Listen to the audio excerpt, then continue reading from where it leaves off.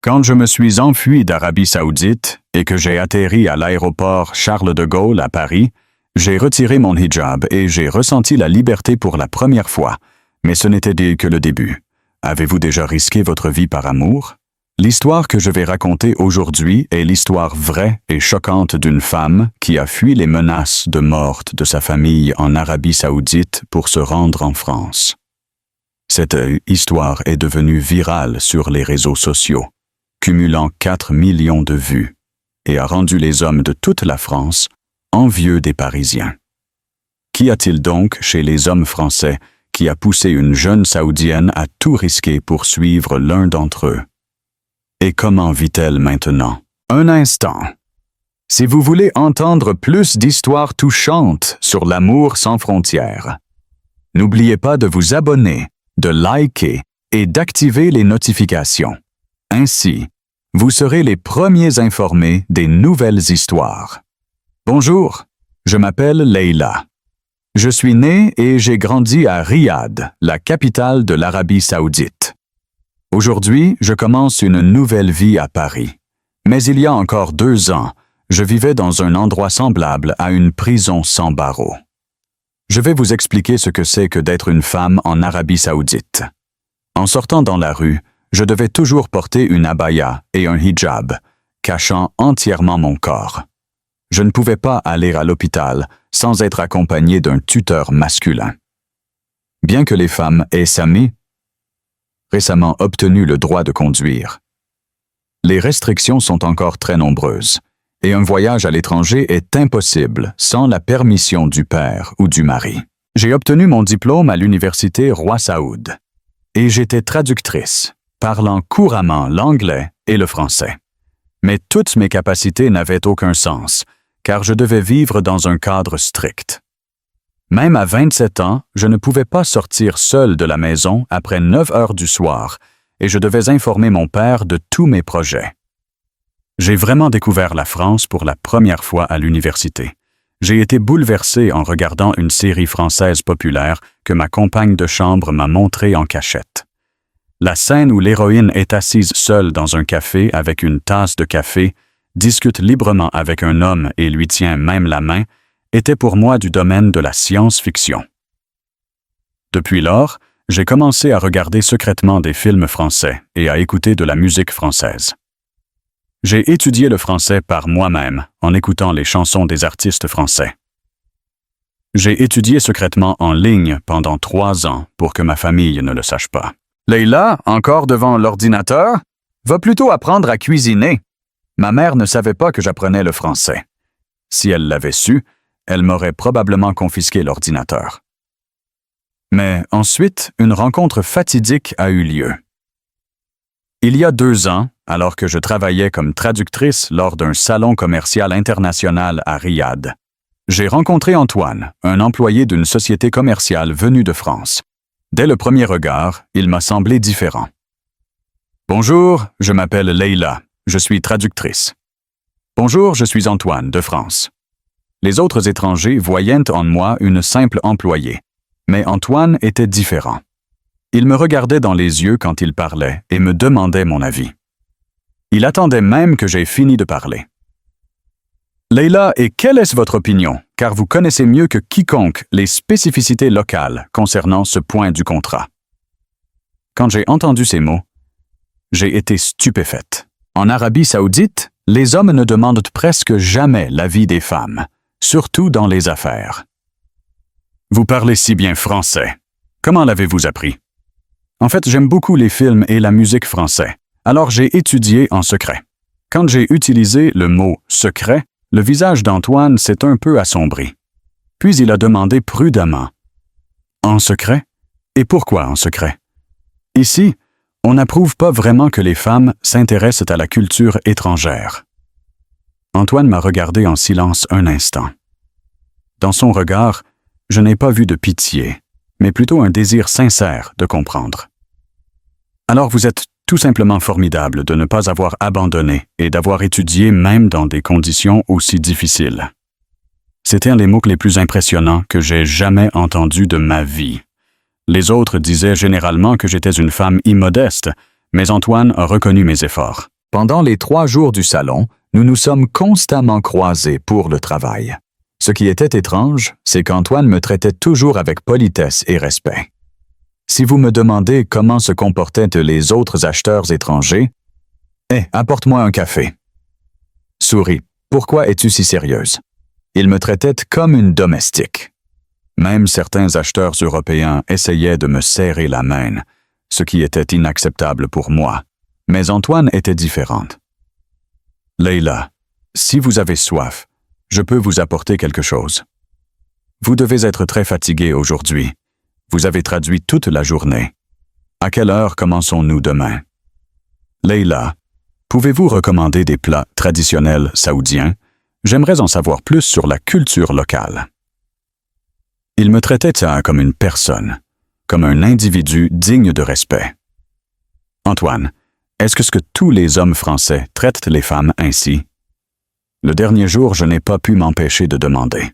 Bien sûr, après tout, les femmes sont des êtres humains comme les autres. Et vous, Leila, vous êtes une personne très intelligente et capable.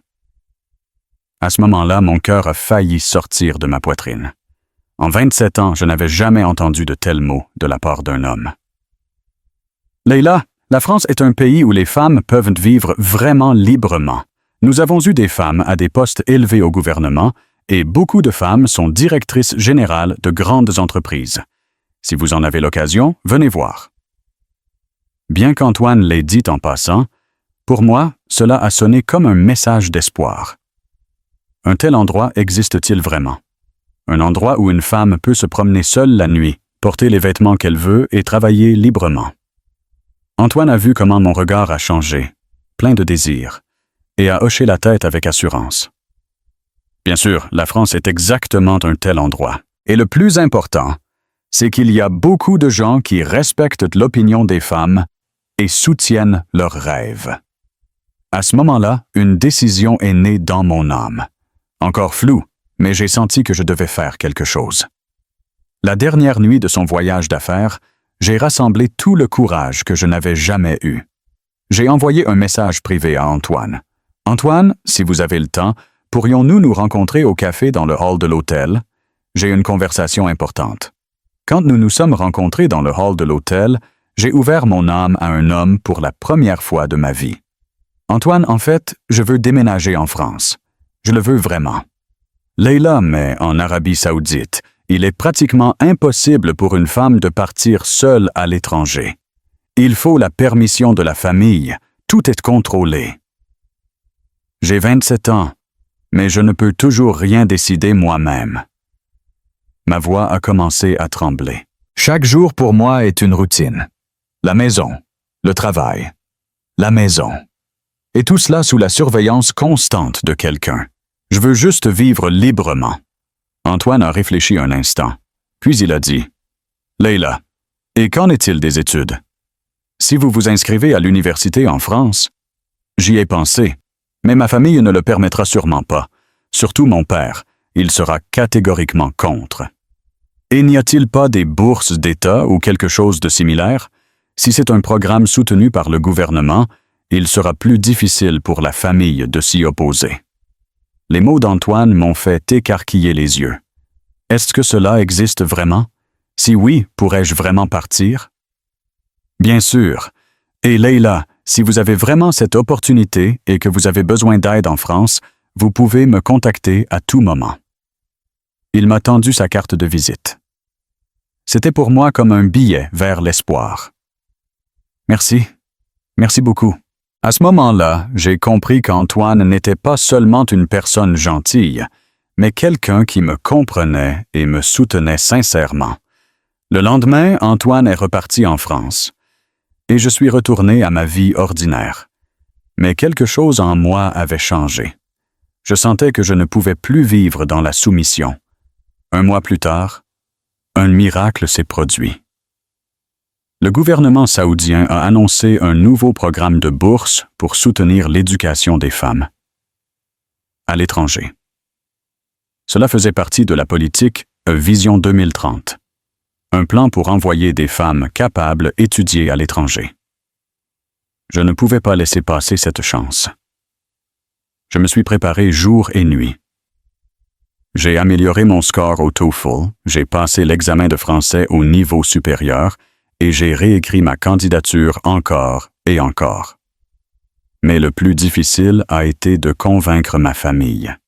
« Leila, tu es une femme. Que feras-tu seule, si loin? » Les objections de mon père étaient exactement celles auxquelles je m'attendais. « Papa, c'est un programme soutenu par le gouvernement. Le gouvernement lui-même dit que c'est nécessaire pour l'avenir de l'Arabie saoudite. Pas question. La France est trop loin et en plus ce n'est pas un pays musulman. Comment vas-tu vivre seul dans un tel endroit? Papa, en France, il y a la liberté de culte. Et beaucoup de musulmans y vivent. Il y a des restaurants halal et des mosquées. Pendant plusieurs semaines de conseils de famille, je n'ai jamais abandonné. Et finalement, j'ai obtenu la permission, mais avec des conditions. Dans 1 an, tu dois revenir. Et chaque semaine, tu nous appelleras par vidéo pour faire un rapport. Bien que ce fût une permission sous condition, j'avais enfin ma chance. Quand j'ai reçu la lettre d'admission, j'ai pleuré doucement dans ma chambre. La joie et la peur m'ont envahi simultanément. Et c'est à ce moment-là que j'ai envoyé un message à Antoine. « Antoine, vous vous souvenez de moi? La fille saoudienne qui disait vouloir aller en France. Il y a 6 mois. Je pars enfin pour la France. La semaine prochaine, j'arrive à Charles de Gaulle. » Quelques heures plus tard, la réponse est arrivée. « C'est vrai? Félicitations. Vous êtes vraiment formidable. Dois-je venir vous chercher à l'aéroport? » Au moment où j'ai vu ce message, j'ai pleuré à nouveau. Cette fois, c'était des larmes de joie. Le jour du départ, ma famille m'a accompagné à l'aéroport. Ma mère ne cessait de pleurer, et mon père avait un visage inquiet. « Leila, dans 1 an, tu dois revenir. »« Oui, papa. » Mais à ce moment-là, je savais que dans 1 an, je pourrais devenir une personne totalement différente. Pendant les longues heures de vol, j'ai pensé à ma capacité à m'adapter à la vie en France. Serait-ce vraiment un pays aussi libre qu'Antoine le disait? Quand j'ai atterri à l'aéroport Charles de Gaulle, comment décrire ce sentiment? En sortant de l'avion, après avoir passé le contrôle des passeports, j'ai pu enlever mon hijab pour la première fois. Dans les toilettes, quand je me suis regardé dans le miroir et que j'ai retiré mon hijab, je me suis senti une autre personne. C'était comme si je voyais mon propre visage, jusque-là caché, pour la première fois en 27 ans. Et quand j'ai vu Antoine attendre à la sortie, mon cœur a battu si fort qu'il semblait prêt à exploser. « Leila, vous êtes vraiment venue? »« Antoine, je suis vraiment là. » À ce moment-là, j'ai senti qu'une nouvelle vie commençait. « Leila, pour commencer, allons chez vous. J'ai trouvé à l'avance un studio pour vous non loin de l'université. »« C'est vrai? Pourquoi, pour moi? » Bien sûr, je voulais vous aider à mieux vous adapter à la vie à Paris. C'est alors que j'ai réalisé pour la première fois à quel point les hommes français pouvaient être attentionnés. Antoine s'était préparé à mon arrivée en me trouvant un logement à l'avance. Sur le chemin de l'appartement, Antoine a demandé « Leila, y a-t-il de la nourriture que vous ne mangez pas? S'il y a des interdits religieux, s'il vous plaît, dites-le-moi à l'avance. » J'étais stupéfaite. Il se souciait même de mes restrictions alimentaires religieuses. « Vous connaissez la nourriture halal? » Oui, j'ai un peu étudié la question à l'avance. Il y a beaucoup de restaurants halal à Paris. Peut-être irons-nous essayer demain? À ce moment-là, j'étais sûr qu'Antoine était vraiment une personne spéciale. Mais la vie en France n'a pas été facile dès le début. Le premier choc s'est produit le premier jour à l'université. « Ah, tu es étrangère? De quel pays? »« Je viens d'Arabie saoudite. »« Ah, là où il y a du pétrole. Alors tu dois être très riche. Et en Arabie saoudite, il n'y a pas souvent des attentats? Pourquoi es-tu sans hijab? D'habitude, vous en portez. » J'ai été blessé par les préjugés et l'ignorance des gens. Chaque fois que cela arrivait, Antoine était là. Leila, ne fais pas attention aux paroles de ces gens. Ils ne savent tout simplement pas. Mais parfois c'est trop dur. En Arabie Saoudite, même si j'étais opprimé, au moins je savais qui j'étais. Et ici, parfois, je ne sais même pas qui je suis. Alors cherchons petit à petit. L'important, c'est que maintenant, toi, Leila, tu peux te chercher librement. Et je serai toujours là. Le soutien constant et les encouragements d'Antoine ont été une force immense pour moi. 1 mois plus tard, une autre déception est survenue. J'ai été confronté à une expérience désagréable en cherchant un petit boulot. Oh, nous ne prenons pas d'étrangères. Surtout du Moyen-Orient. On a peur que les clientes ne soient pas à l'aise. Même si tu parles bien français, tu restes une étrangère. Après plusieurs refus consécutifs, j'étais prête à abandonner. Je suis rentré chez moi et j'ai pleuré seul quand Antoine est arrivé. « Leila, qu'est-ce qu'il y a? Tu pleures? » « Antoine, je ne suis probablement utile à personne, même ici. » Quand je lui ai raconté ce qui s'était passé, Antoine s'est mis très en colère. « C'est de la discrimination. C'est inadmissible. » Et le lendemain, Antoine m'a emmené dans l'entreprise où il travaillait. « Monsieur le directeur, voici la traductrice dont je vous ai parlé. Elle est très talentueuse. »« Oh, vous parlez si bien français. Notre entreprise prévoit justement de s'implanter sur le marché du Moyen-Orient. Vous pourriez beaucoup nous aider. » Antoine m'avait trouvé un travail lui-même. « Antoine, pourquoi faites-vous tant pour moi? »« Leila, vous êtes une personne très capable. Le fait qu'une telle personne soit discriminée est tout simplement injuste. » C'est alors que j'ai compris qu'Antoine n'était pas seulement gentil, mais aussi une personne très juste. Cette responsabilité et ce sens de la justice des hommes français étaient si charmants. En travaillant dans l'entreprise, j'ai vu une autre facette de la société française. J'ai été particulièrement impressionné par la responsabilité des hommes français envers la famille. Pierre, un collègue d'Antoine, se levait chaque jour à 6 heures du matin pour préparer le petit déjeuner pour sa femme, et après le travail, il jouait avec ses enfants. « Pierre, vous faites ça tous les jours? »« Bien sûr. Ma femme travaille aussi. Comment pourrais-je la laisser faire toutes les tâches ménagères toute seule? » Une telle image était inimaginable en Arabie Saoudite. Là-bas, il est considéré comme honteux qu'un homme s'occupe des tâches ménagères. Et un autre collègue, Nicolas, emmenait traditionnellement sa mère à l'hôpital chaque samedi, et le dimanche, toute la famille se réunissait pour dîner. Maman vit seule. En tant que fils, je suis obligé de faire cela. En voyant un tel dévouement et une telle responsabilité envers la famille chez les hommes français, je tombais de plus en plus amoureuse de la culture française. Et un autre trait de charme des hommes français que je voyais chez Antoine, c'est le respect des femmes. Chaque fois que c'était difficile pour moi, Antoine demandait toujours d'abord mon avis. « Leila, que devons-nous faire? Si je peux aider en quoi que ce soit, dis-le. » Il n'imposait jamais son opinion. Il essayait toujours d'abord de comprendre ce que je voulais. 3 mois après mon arrivée en France, la plus grande crise a éclaté. Mon père m'a appelé d'urgence. « Leila, reviens immédiatement. Le fils de la famille Al-Rachid veut t'épouser. »« Papa, j'étudie encore. »« Ça suffit les études. Il est temps de se marier. La famille Al-Rachid est une grande et respectable famille.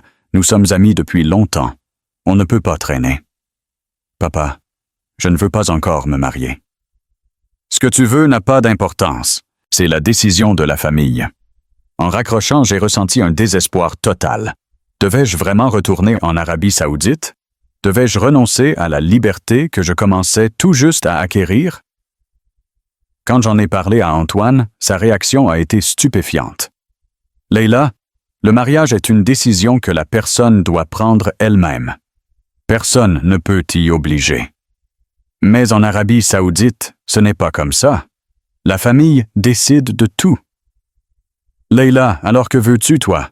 Veux-tu vraiment retourner? » « Non, je veux rester ici, mais je ne peux pas aller contre ma famille. » C'est alors qu'Antoine a dit « Leila, je vais t'aider. De toutes les manières. Je vais essayer de trouver une solution. » « Antoine, mais c'est un problème très complexe. » « Peu importe que ce soit complexe. Le bonheur de Leila est le plus important. En entendant ces mots, j'ai senti une chaleur dans ma poitrine. Cet homme est-il vraiment prêt à faire ça pour moi? Antoine m'a vraiment aidé. Tout d'abord, il a consulté des avocats en France au sujet de ma situation. Il a également étudié les informations sur la politique de protection des réfugiés du gouvernement français. Leila, premièrement, j'ai trouvé un moyen de prolonger ton visa étudiant. Si tu t'inscris en master ou doctorat, tu pourras rester encore 2 ans. C'est vrai? Oui. Et s'il y a un danger réel, il existe des moyens par lesquels le gouvernement français peut accorder une protection. En voyant l'aide active d'Antoine, j'ai découvert un autre trait de charme des hommes français. C'est la volonté de faire face aux problèmes sans les éviter. Et le dévouement, la volonté de tout faire pour la personne aimée. Une semaine plus tard, une crise encore plus grande a éclaté. Mon père a annoncé qu'il viendrait lui-même en France. « Leila, je serai en France demain. Je viens pour te ramener. » Après avoir reçu un appel de ma mère, j'ai paniqué. « Antoine, que faire? Si papa arrive, je devrais sûrement retourner. »« Leila, calme-toi, nous pouvons résoudre ce problème. Mais papa n'écoutera jamais mon avis. » C'est alors qu'Antoine a fait une proposition stupéfiante. « Leila, je vais rencontrer ton père moi-même. » Quoi? Je parlerai directement à ton père. Je lui raconterai combien tu vis bien en France et quelle personne précieuse tu es. Antoine, c'est trop dangereux. Papa va sûrement se mettre en colère. Ce n'est pas grave. Je t'aime vraiment, Leila, et je veux me présenter officiellement à ton père. À ce moment-là, j'ai compris qu'Antoine m'aimait vraiment et à quel point son amour était sincère. Le lendemain, j'ai accueilli mon père à l'aéroport Charles de Gaulle. Mon père, que je n'avais pas vu depuis 1 an, avait l'air toujours aussi sévère. « Leila, tu as beaucoup changé. »« Oui, papa. Qu'est-ce que c'est que ça, sans hijab? » Les premiers mots de mon père furent un reproche, mais je n'étais plus la même qu'avant. « Papa, je suis très heureuse maintenant. »« Heureuse? Tu as abandonné ta famille? Tu vis seule? Où est le bonheur là-dedans? » « Je n'ai pas abandonné ma famille. Je suis juste venu pour suivre mon rêve. » À ce moment, Antoine est apparu. « Bonjour, je suis Antoine, un ami de Leila. » Mon père, voyant Antoine, a dit froidement, « C'est donc toi qui as séduit ma fille. » Non, papa. Antoine était la personne qui m'a aidé. Monsieur le père de Leila, je respecte et j'aime Leila. Et je veux que vous voyiez à quel point elle a merveilleusement grandi ici, en France. En voyant l'attitude assurée d'Antoine, j'ai ressenti de la fierté pour lui. Les jours suivants ont été un enfer. Mon père ignorait Antoine et me pressait chaque jour de partir. « Leila, fais tes valises. Nous rentrons demain. »« Papa, je... » »« Ne discute pas. Tu déshonores la famille. » Peu importe les efforts d'Antoine, mon père ne voulait pas le rencontrer. « Monsieur le père de Leila, donnez-moi s'il vous plaît une chance de vous parler au moins une fois. Je n'ai rien à te dire. De quoi peut-on parler avec un homme qui a gâché ma fille? » 1 semaine a passé, mais la situation ne s'est pas améliorée. Elle a empiré. Mon père a pris mon passeport et a acheté sans mon avis un billet d'avion pour moi. « Papa, s'il te plaît, écoute-moi au moins une fois. Je ne veux rien entendre. Tu rentres demain. » Cette nuit-là, j'étais en plein désespoir. Je pensais que tout était fini, mais Antoine n'a pas abandonné. Le lendemain matin, Antoine a disparu. Il ne répondait pas aux appels, je ne savais pas où il était allé. Même mon père ne le savait pas. « Leila, où est ce garçon? »« Je ne sais pas, papa. » Il a soudainement cessé de répondre. J'ai cherché Antoine toute la journée, mais aucune nouvelle. Mais vers le soir, Antoine est apparu. Il avait un grand dossier à la main. « Antoine, où étais-tu? J'étais si inquiète. »« Leila, j'ai quelque chose que je veux montrer à ton père. » Ce qu'Antoine a sorti du dossier était une traduction du Coran en français. Mais ce n'était pas une simple traduction. C'était une copie qu'Antoine avait réécrite à la main. Qu'est-ce que c'est? Monsieur, depuis hier et jusqu'à maintenant, j'ai recopié le Saint Coran. Je veux comprendre la religion et la culture de Leïla. Mon père, voyant la copie manuscrite, a été bouleversé. Tu as écrit tout ça toi-même? Oui. J'ai écrit chaque lettre avec application, et je veux en savoir encore plus sur l'islam. Quand mon père regardait les lignes écrites avec tant d'efforts, l'expression de son visage a commencé à changer peu à peu. Garçon, tu es vraiment sérieux. Oui, monsieur. Pour être avec Leïla, je suis prête à tout étudier. Depuis lors, mon père a commencé à parler un peu avec Antoine. Bien. Alors, réponds à mes questions. Je vous en prie, posez-les. Tu n'insulteras pas notre religion? Cela n'arrivera jamais. Au contraire, je veux étudier l'islam. Si l'Arabie saoudite manque à Leïla, iras-tu avec elle à tout moment? Bien sûr. Si Leïla a des enfants, leur apprendras-tu la culture arabe? Bien sûr. La culture de Leïla est aussi ma culture. Les questions de mon père ont continué. Il a posé des questions sans arrêt pendant 3 heures. Antoine répondait à chaque question avec sincérité. Mais ce n'était pas suffisant. Mon père n'était toujours pas sûr. Je ne peux pas te croire. Vous, les étrangers, vous n'êtes bons qu'en parole. C'est alors qu'Antoine a fait quelque chose de stupéfiant. Monsieur, alors mettez-moi à l'épreuve. Quelle que soit l'épreuve, je suis prête à la passer. T'éprouver? Si vous voulez vérifier si j'aime vraiment Leïla, si je peux vraiment prendre mes responsabilités, je suis prête à passer n'importe quelle épreuve. Mon père a réfléchi un instant, puis a dit « Bien. Alors viens en Arabie saoudite et vis avec notre famille pendant 3 mois. Et si tu peux t'adapter complètement à notre culture, alors je te permettrai d'épouser Leïla. » J'étais sous le choc. Antoine allait vivre en Arabie saoudite pendant 3 mois? C'est très difficile. Antoine, c'est... Mais Antoine n'a pas hésité une seconde. Je suis d'accord. Je suis prête à partir n'importe quand. C'est vrai? Pour épouser Leïla, je suis prête à tout faire. 2 mois plus tard, Antoine est vraiment parti en Arabie saoudite. Je suis resté en France et j'étais très inquiète. La vie d'Antoine en Arabie saoudite était très difficile. Une chaleur de 40 degrés, une culture totalement différente, des conversations uniquement en arabe. Leïla, c'est vraiment dur, mais je n'abandonnerai pas. Chaque nuit, quand nous nous parlions par vidéo, Antoine avait l'air fatigué, mais il ne se plaignait jamais. Et quelque chose d'étonnant s'est produit. Antoine s'est parfaitement adapté à la vie en Arabie saoudite. Il a commencé à apprendre un peu la langue arabe, étudiait les coutumes locales et parlait même affaires avec mon père. Leïla, ton père dit qu'Antoine est un jeune homme spécial.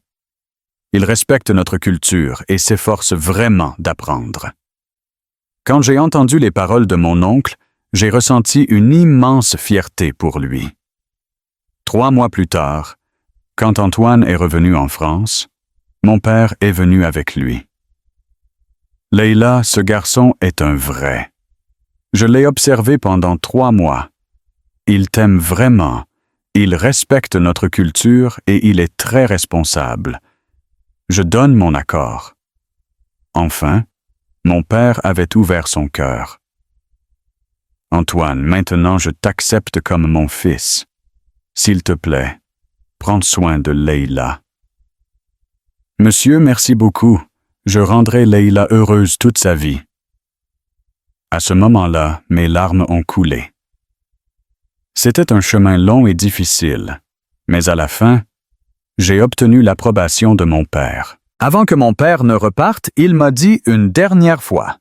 « Leïla, le garçon que tu as choisi semble être vraiment une bonne personne. Et ce pays qui s'appelle la France semble meilleur que je ne le pensais. Papa, mais n'oublie pas tes racines. Tu es toujours une fille de l'Arabie saoudite. Oui, papa. Je n'oublierai jamais. Après le départ de mon père, Antoine et moi sommes devenus officiellement un couple. Et 6 mois plus tard, nous avons célébré un petit mariage en France. Le jour du mariage, les parents d'Antoine m'ont dit « Leila, maintenant tu es aussi de notre famille. S'il y a des difficultés, dis-le nous toujours. » Maman, papa, merci. Et s'il te plaît, surveille notre Antoine. Il est un peu maladroit. Les paroles de la mère d'Antoine ont fait rire tout le monde. Notre vie de famille en France est très heureuse. Quand je prépare des plats saoudiens, Antoine dit toujours que c'est très bon. Et moi, j'ai appris à cuisiner le bœuf bourguignon. Chérie, qu'est-ce qu'on mange aujourd'hui? Cuisine française ou saoudienne? Les deux. Ces petites femelles conversations sont un immense bonheur pour moi.